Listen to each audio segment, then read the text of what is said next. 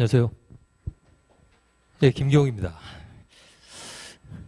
예, 강의 계획서 있으시면 제가 같이 보시면서 설명해 드리겠습니다.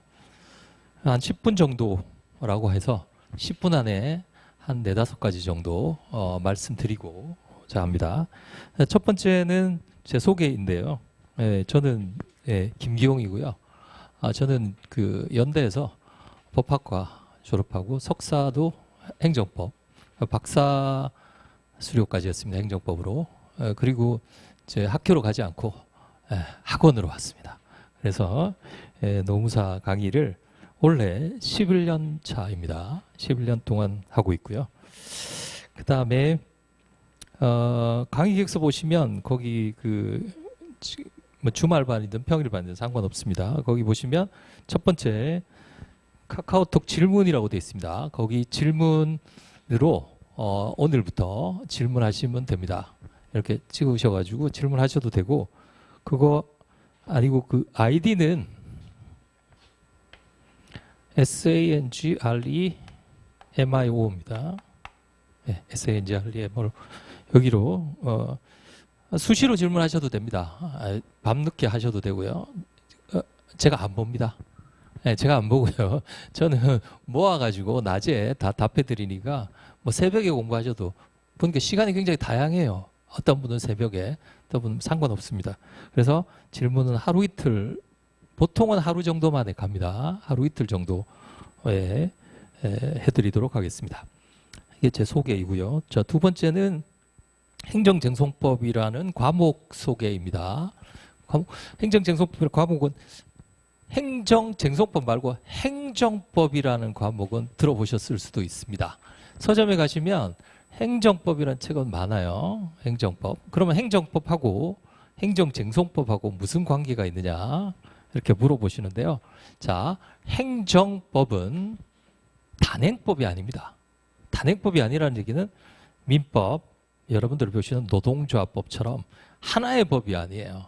그래서 법제처에 가셔서 노동조합법, 근로기준법 치면 나옵니다. 행정법 치면 안 나와요. 그럼 뭐냐? 행정법은 행정주체. 행정주체가 뭐냐면 대한민국이에요. 아시겠죠? 대한민국 일반적으로. 그러니까 사실은 대한민국이 행위를 하는 것은 아니고 대한민국의 대표자들이 행위를 하죠. 그러면 우리가 아는 그 공무원이라고 하는 분들 있죠. 그분들이 하는 행위를 규율하는, 예를 들면 고용노동부 장관님이 하는 모든 행위를 규율하는 그런 행정기관에 규율하는 모든 법의 합이 행정법이에요. 그래서 개수는 약 1000개 정도 됩니다. 그러니까 1000개, 그럼 1000개가 그 안에 다 들어가나요? 1000개 정도 되는 법의 공통점을 모아서 넣어놓은 책이 행정법 책입니다.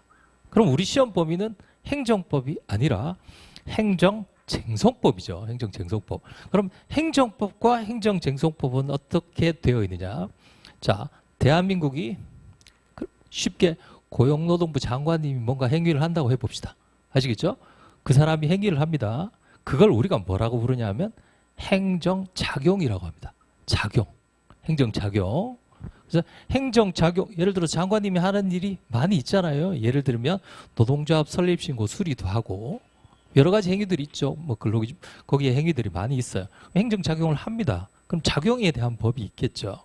그럼 작용을 근로자나 사용자가 받아요. 저 같은 사람도 받을 수 있죠. 받았는데 그 작용이 잘못됐어요. 잘못됐어요. 위법하거나 잘못됐어요. 그럼 내가 행정작용에 대해서 불복을 할 수 있어야 되잖아요. 그렇죠? 불복을 할 수 있어야 되는데 그 불복에 대한 법 중에서 가장 대표적인 법이 행정소송법, 행정심판법, 이 두 가지입니다. 행정소송법과 행정심판법. 행정소송법과 행정심판법은 법제처에서 치면 나옵니다. 아시겠죠? 그건 단행법이에요. 그러면 행정소송법과 행정심판법을 합쳐서 뭐라고 부르냐? 행정쟁송법이라고 부릅니다. 아시겠죠? 그러면 우리 시험 범위는 뭐다? 행정법이라는 이렇게 큰 카테고리 안에 작용이 있다면 그 작용에 불복하는 법 중에서 가장 중요한 두 법인 행정소송법과 행정심판법을 합쳐서 행정쟁송법이라고 부르는 겁니다. 그러면 여러분들은 첫 시간에 가서 뭐 배우시겠습니까? 행정 1페이지 딱 피면 행정소송법이 딱 나올 거예요. 아시겠죠? 다 배우고 행정심판법이 나옵니다.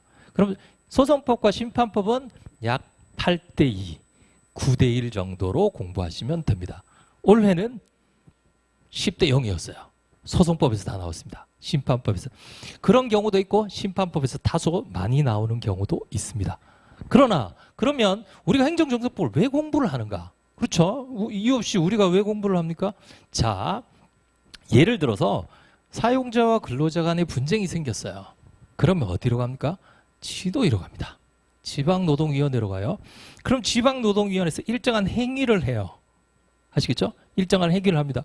그 행위가 작용이에요. 그 행위에 불복을 하고자 합니다. 그럼 어디로 가요? 중앙노동위원회로 갑니다. 이게 뭐냐면 행정심판이에요.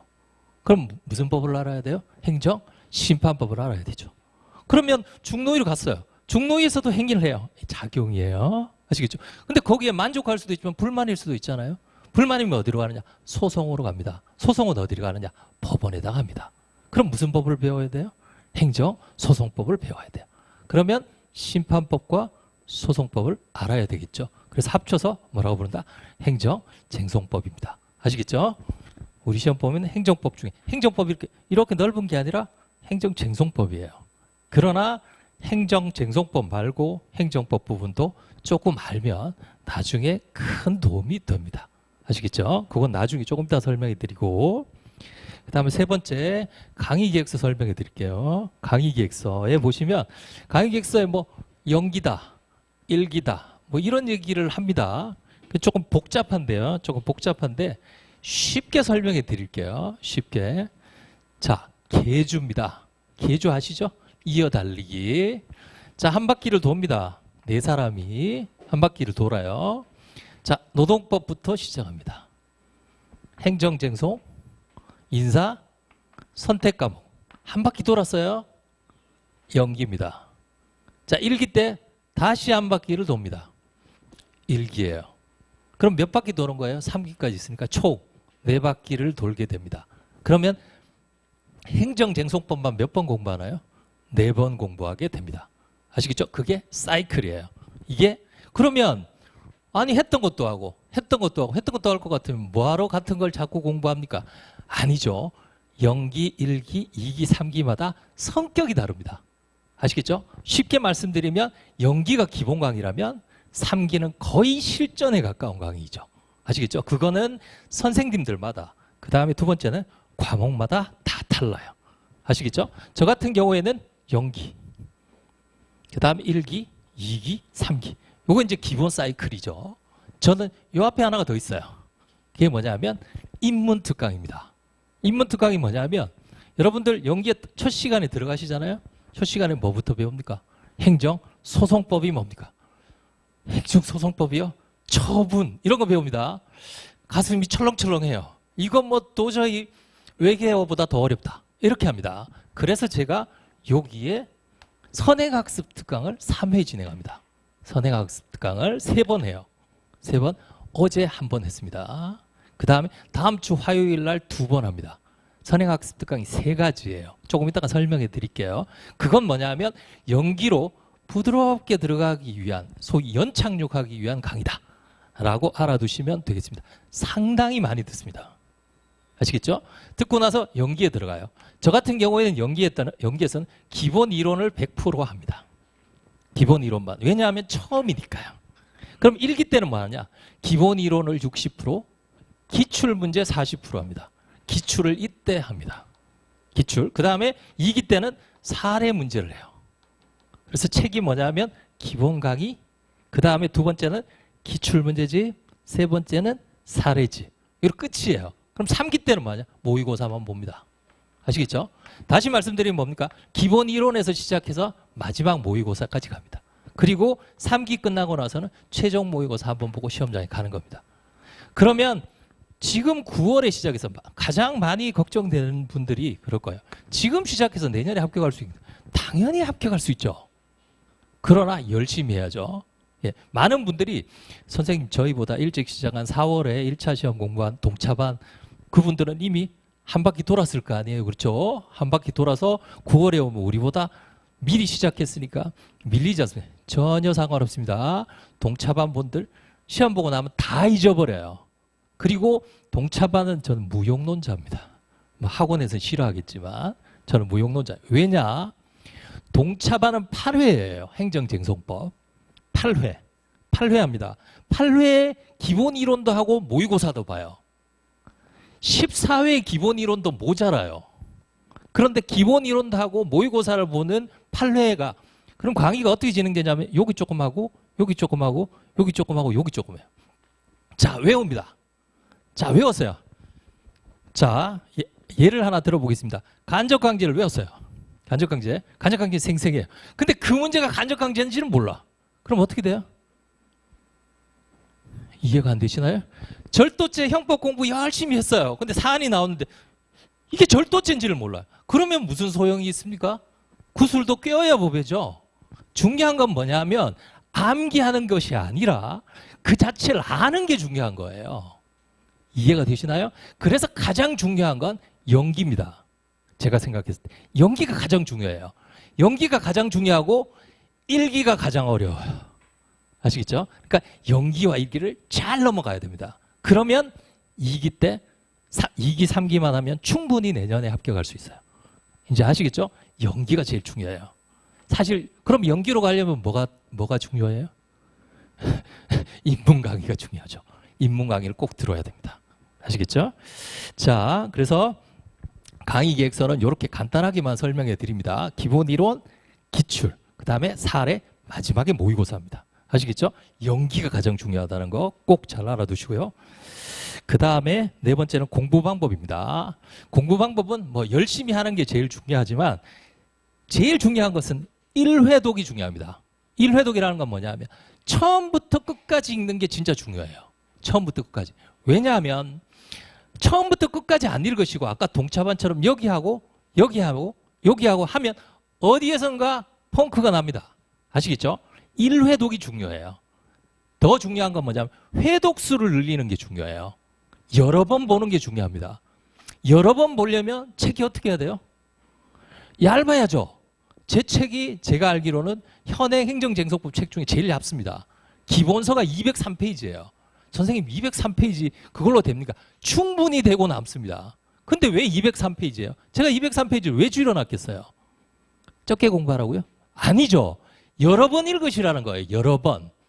500페이지 읽으실 때 203페이지는 2번 반 읽잖아요.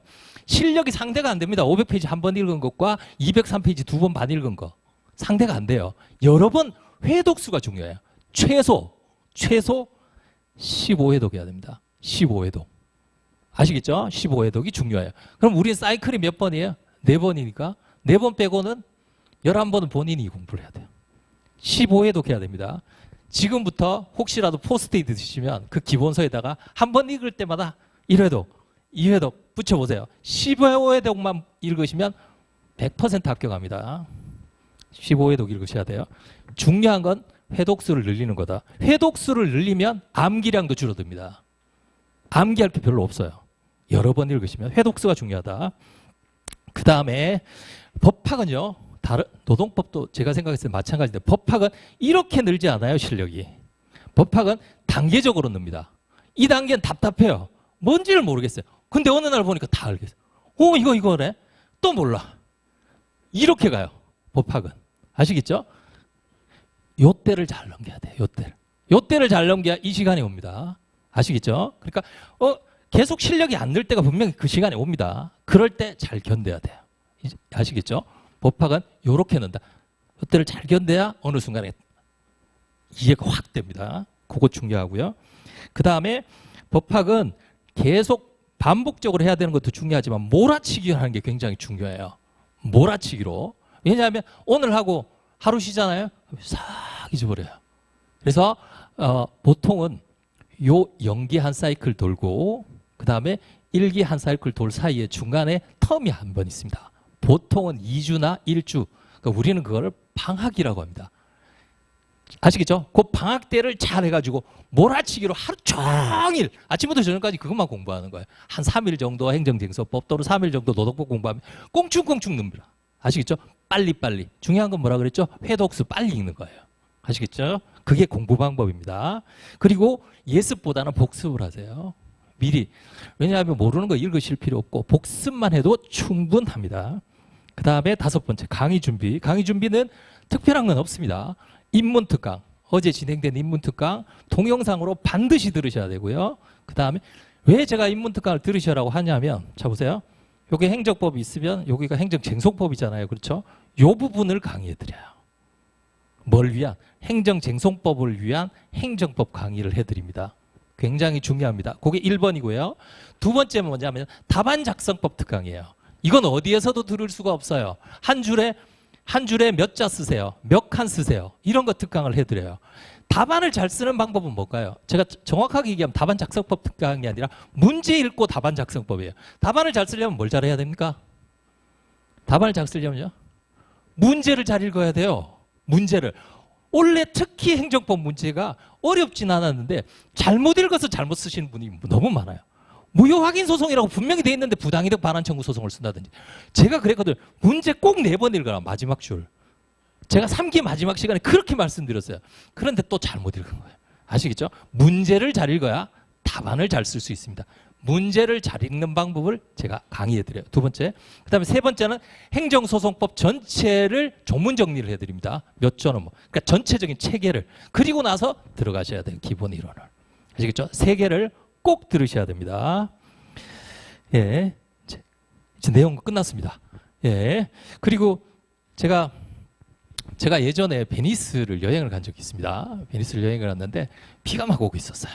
비가 막. 베니스는 그 곤돌라가 유명하잖아요. 그렇죠?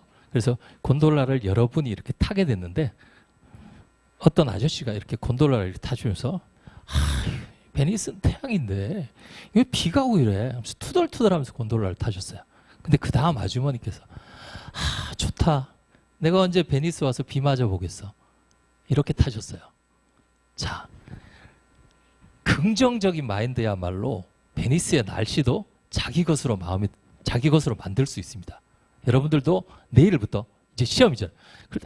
내일부터 어떻게 공부하지? 이게 아니라 그래, 내일 드디어 공부를 시작이야. 이렇게 긍정적인 마음을 갖고 공부를 시작하시기 바랍니다. 그리고 특별히 준비해 오실 것은 없어요. 교재만 가지고 오시면 됩니다. 그냥 하얀 스케치북 들고 오시면 제가 거기다가 밑그림부터 마지막 색칠까지 다 해드립니다. 그대로 책만 가지고 오시면 됩니다. 감사합니다.